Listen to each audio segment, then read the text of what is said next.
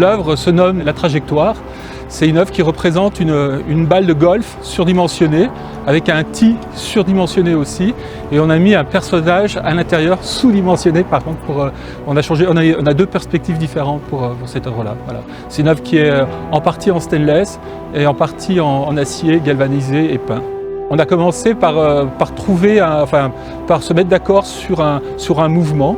Donc on savait qu'on voulait quelque chose de circulaire. Au début, c'était le mouvement du club de golf quand on frappe. Et on s'est mis d'accord sur un dessin qui au début représentait un cercle avec un joueur. Et ça nous est venu l'idée pratiquement ensemble en même temps de remplacer ce cercle par une balle de golf qui est une sphère, donc une partie de balle de golf. Après, on a trouvé la position idéale. Bon, moi, je n'étais pas joueur de golf, donc c'était assez compliqué de savoir la position idéale pour jouer.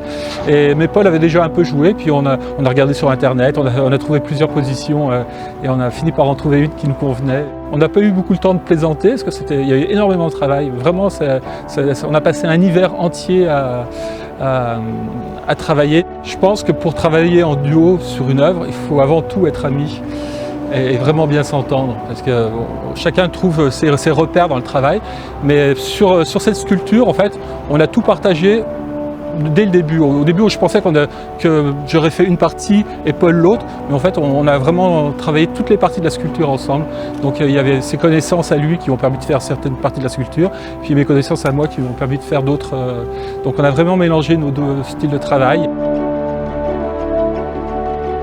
Paul, quand tu veux, on remet ça, on en refait une et je suis partant. Merci Paul.